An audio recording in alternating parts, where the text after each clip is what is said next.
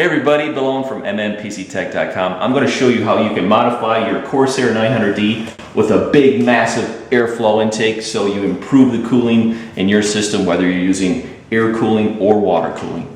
Here is an overview of the tools and products you'll need for doing this modification to the Corsair 900D front plate. Starting with a combination measuring square, or if you don't have access to this, a ruler is fine too. Pencil or pen for marking your locations for the cutout. Masking tape, and you've seen me use this green masking tape before. I love it. It's Scotch 233 Plus tape by 3M. It's very strong tape, but it doesn't leave any sticky residue after that you have to clean up. Phillips screwdriver, which I would presume most of you have access to already. This is for removing the 4 plastic mounting tabs on back of the plate. A pair of safety glasses, or find some safety goggles, because we're going to use 2 different power tools in this modification. A rotary tool with a cutting wheel attachment on it for making the initial cut in the plate before we can use a jigsaw, and this is a Black & Decker RTX. I like these, they're great. Dremel's good too. I've got my Milwaukee jigsaw here, and it has a bi-metal cutting blade. 18 TPI is the size. That will cut out the center portion of the plate. Then after the cutout, I'm using a hand file to go over the edges, clean those up, and then medium grit sandpaper to really make things nice. Then for the inside portion of the grill, I'm using Modders Mesh from MMPC Tech. This is the round hole version. You can also get honeycomb version too, and this is a 12 by 24 inch sheet. And to cut the mesh, I'm using a tin snip. You can also use a metal shear. I've got another type of tape here. This is 1-inch blue painter's tape, and I'm going to apply this to the back side of the plate so I don't get any runoff from the epoxy onto the back side of the plate. I could use this green tape too, but this green tape is expensive, and so for the messy stuff, cheap quick fixes, I'm using the blue painter's tape to save some money. Now to hold the mesh on the back side of the plate while it's curing, I'm going to use 12 of these spring-loaded clamps. I'm not sure what size this is, but you can buy these at most home improvement and hardware stores, or you can also use C-clamps as an alternative.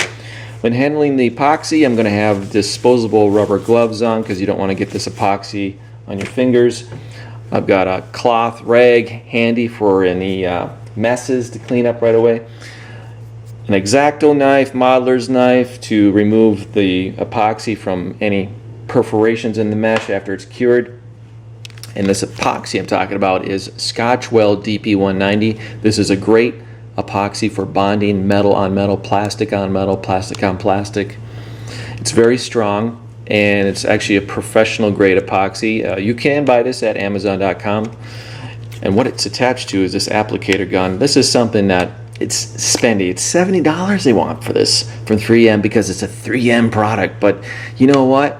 For the longest time, I would just buy these cartridges and manually push up the 2 cylinders for the epoxy to come out, and then use like some type of mixing stick to mix it together instead of dropping the 70 bucks on this applicator gun. But I use this stuff so frequently now I could justify the price. And also, when you buy this applicator gun, you get a special spiral tip that premixes the epoxies together. But you can get these cartridges on Amazon.com, or I've even seen them on eBay. It's a really good epoxy for bonding things. Let's see here. After the epoxy's cured, I'm going to go on the back side of the plate with the red Scotch-Brite so I can prep it for the primer coat. And the primer I'm using is SEM brand self-etching primer. This is a professional grade aerosol primer. This is flat black. Another item you can get on Amazon.com. I'm starting to sound like an Amazon commercial, but for a lot of you guys overseas that watch my videos, it's a great source because they ship overseas.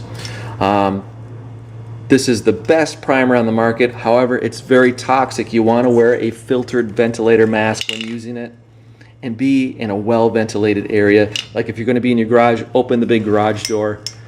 Ideally around 72 Fahrenheit temperature. And after this is cured for an hour, for our color coat, I'm going to give you 2 different choices of products here. First off is Krylon Rust Tough enamel paint, and this is flat black, number 9218, or you can use Plastic Coat engine enamel, and this is low gloss black, number 215. Either of these will come really close as the color on the black anodized plate made by Corsair. So you've got a choice of those two. Again, both at Amazon.com. And that's pretty much the overview of the tools and supplies that I used. You can use what you have for resources on your end, and you may even want to paint the grill red or something if you're doing an ROG theme, I don't know. But let's go ahead and start with the first stage of the tutorial. Our first step is applying the masking tape. We're going to cover the entire plate. To measure the location of the hole we're going to cut, I'm using the measuring square, and I'm going to go inside from the edge 1 inch all the way around. So just take the measuring square, fasten it at 1 inch, and go around, make your mark.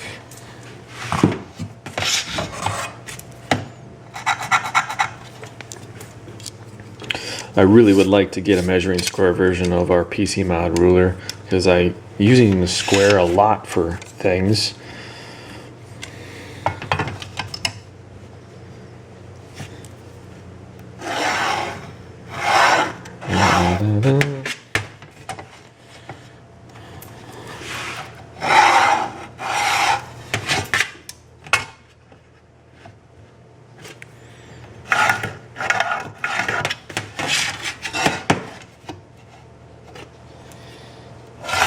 For cutting out the inside material from the front plate, you've got two different ways you can do this.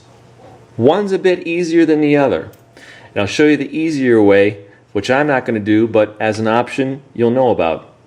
And you don't even need a rotary tool for this option. What you need is a power drill instead with a 1/2 inch size drill bit. And what you do is you take a round object, like here I've got an inch diameter washer, and you place it on the inside of each corner and trace around it so you're rounding the corners. Then what you do with the drill bit is you drill a hole in one of the corners. After you've done that, that will allow you to take the jigsaw and insert the blade into that one corner and go all the way around the rounded corners in one cut. But what I'm going to do is a little bit more time consuming because I want 90-degree corners in this front plate for this project. So I'll be using the rotary tool with the cutting wheel on it to make 4 individual incision cuts on each line. One here, and one here, here, and then on the last line. Then I'll use the jigsaw to make straight line cuts, 4 individual cuts. It just happens that I want to see 90-degree corners in this for this project versus the rounded ones. So you can choose which option works best for you and your resources. Before I make the individual cuts with the rotary tool, I'm going to grab an empty box and I'm going to place the plate on top of the box. This is so the box catches all the debris I create when cutting, and also it gets the work up off the work surface so I'm not going to destroy my work surface. Before we use our rotary tool, I'm going to wear the safety glasses, and these lines are going to be cut with the disc put right on top of the line, and the length of the line will be about roughly 1/2 inch. I'm trying to power up on this.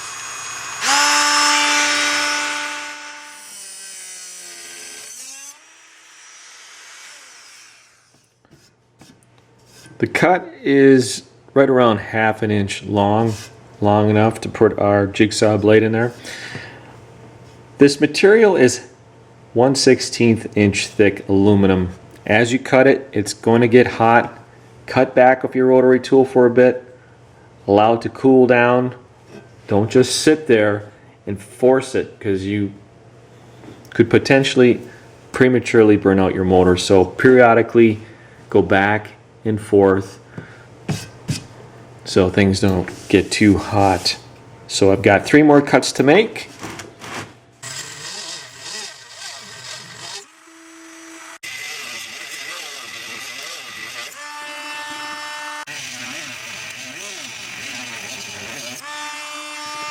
I'm now ready to cut out the center section of the plate with the jigsaw. I've got my 4 incisions made. So all I have to do is just insert the blade into the holes.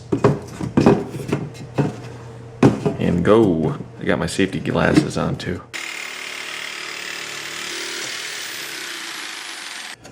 Got our piece all cut here, so the next step is to remove the tape and then take our hand file and go over the edges, because when you use a jigsaw, especially if aluminum, you're going to get a little bit of a jagged edge. You can see that, and you want to go over that with hand file so you can remove all those grooves. Whenever you take a jigsaw and you make a really long straight line, basically freehanding it, sometimes you can go slightly off. Well, that's where having a hand file will come in handy, so you can fix those little problems like that.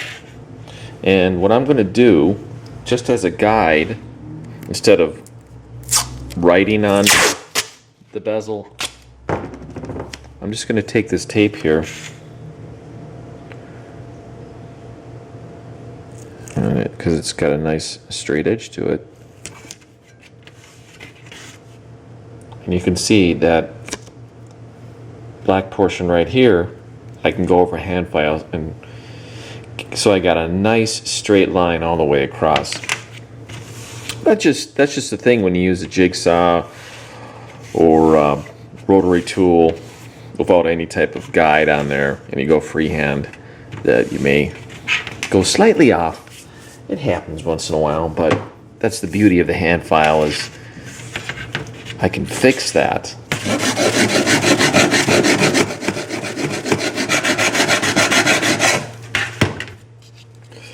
And you can see there how that's gone down a bit. And I just took tape and went all the way across as straight as I could, so I could use the tape as a guide to see if there's any other raised surfaces of material, so it can all be even across. And I'll do that on all four sides. I have the sides all cleaned up now after filing them down, so we're now ready to cut the mesh for the back side. I'm going to grab a piece of cardboard, put it down on my work surface, just because I don't want to scratch the front of the anodized finish on the plate.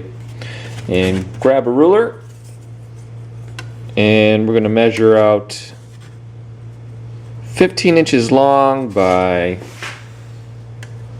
7 1/4. Now remember that this bordered frame now is 1 inch wide, and it should be 1 inch wide all the way around. So it looks like 15 inches long by 7 1/4 will be the ideal size for the mesh to fit within the two mounting pegs. So I'm just going to measure out 7 1/4 for our width and mark it, and then I'm going to go out 15 inches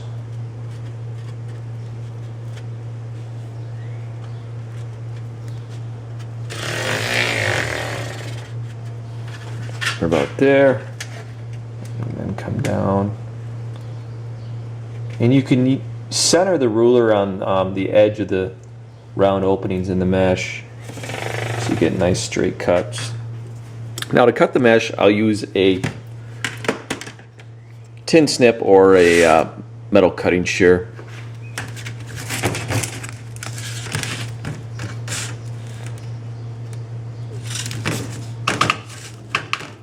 And some people may choose to use work gloves when cutting the mesh, just so you don't get cut.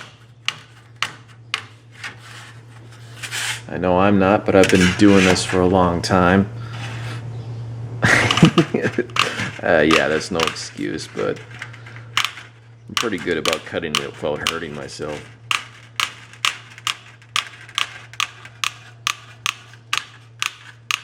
And watch, I'll cut myself right now.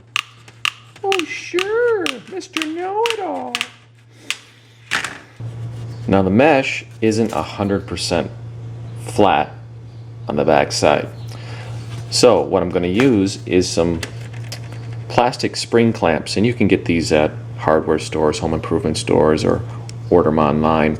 If you don't have something like this around, you can also use small C-clamps. Anything like a clamp like that.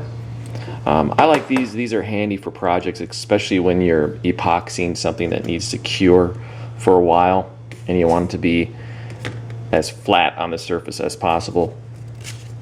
So what I'm going to do is just put these along the edge, first in each corner.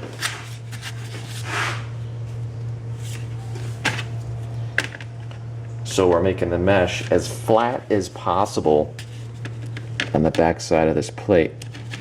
Now before I apply the epoxy, I'm going to take some cheap masking tape, painter's tape, and just cover up the frame, back side of the frame, around the areas where I'm going to apply this epoxy, because it is kind of runny and I want to try to keep things as clean as possible on the back side.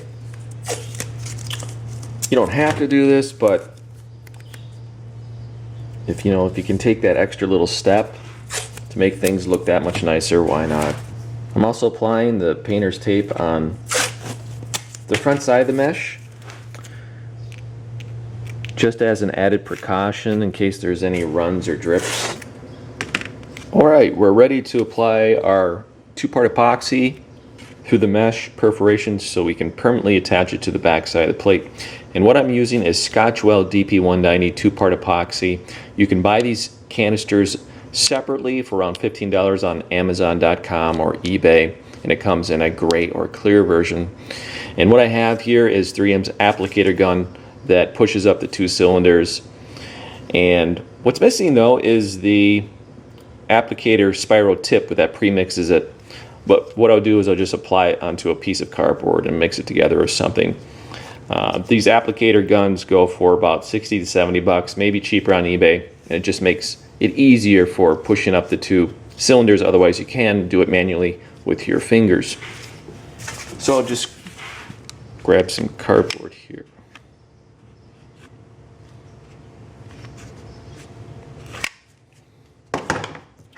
And we'll need a fair amount of this stuff.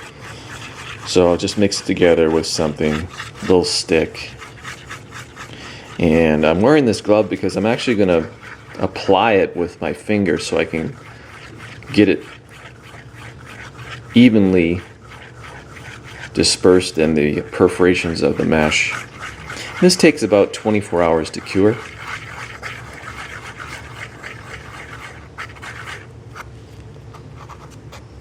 And it can be runny, and that's why, again, I applied the masking tape to the sides of the plate. So you can get these rubber surgeon gloves at hardware stores or even a place like Target. Home improvement stores, they sell them in packs.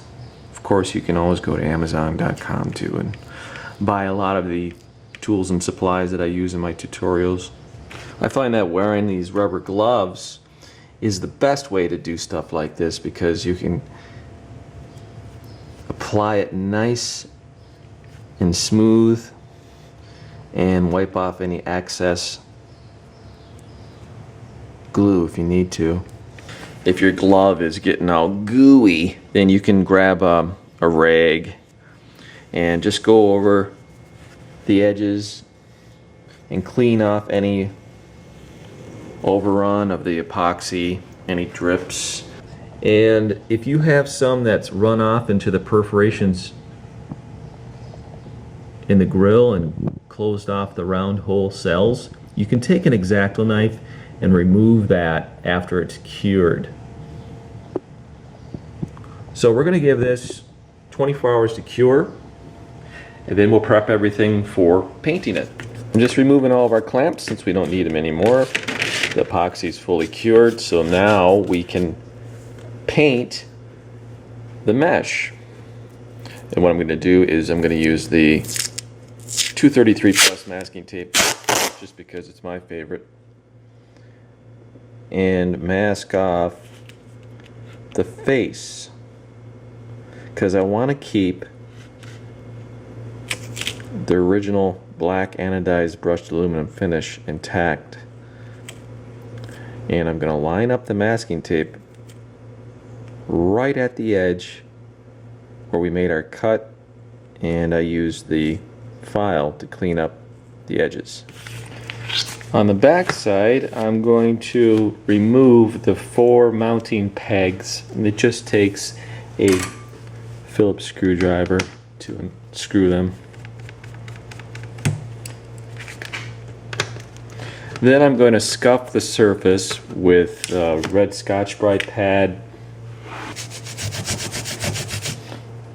You can order this red Scotch-Brite in the 3-pack from MMPC Tech. I try to sell anything that I use in my projects that I really like. It's been reliable and it's a good product. I try to buy it at wholesale and bulk so I can retail it. So when somebody asks a question, how do you use this, I can at least say, well, this is what you want to do, this is what results you can expect. I'm ready to paint the back side of the mesh and the plate, and I'll be using SEM brand self-etching primer. You can get this at Amazon.com or professional auto body supply shops. You want to apply this in a very well ventilated area. It's toxic, and wear a filtered respirator mask. And then allow this to cure for an hour. And by the way, this is black color. Then after that's cured for an hour, I'm going to use for our color coat Krylon Rust Tough enamel paint. And I'll let this cure for maybe about 6 hours before I flip the grill over and do the mesh on the front side. You can use any type of aerosol enamel paint. And the benefit of using an enamel versus lacquer is that enamel is going to be much stronger, durable finish, but it's going to take longer to dry than a lacquer paint.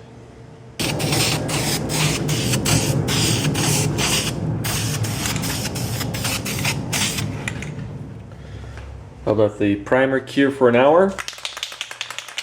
Now I'm going to use the Krylon top coat, and I'll apply probably 3 coats of this.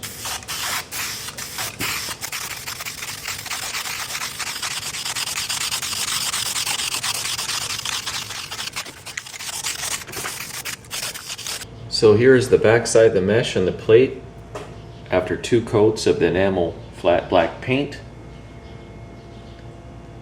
And it's been 6 hours since I applied the last coat, so we can go ahead and flip this over and paint the front side of the mesh. So our paint is cured for the past 24 hours. Just peeling off all the masking tape. There you have it, the back side and the front side. This is definitely going to help improve airflow. There's just a 3/16 inch gap around the flat plate on the front from the factory. So this is going to make a huge difference in airflow, especially if you have a 360 radiator or a 280 radiator in the front of the case. Hey everybody, so we are ready to reinstall our front plate on the Corsair 900, and there you go, there you have it. It's going to have so much more airflow going through it now. And actually, I must admit, it looks pretty darn good. Why didn't Corsair do it already? Hey, anyways, I hope that the guide has inspired you to maybe try doing a similar technique for mesh on some other type of panel, maybe a side panel or a top panel. But for all you Corsair 900 people looking for a bit more airflow, especially if you're running radiator right behind here, there you go. Thanks for watching, and please subscribe to the channel, and I'll have more tutorials soon.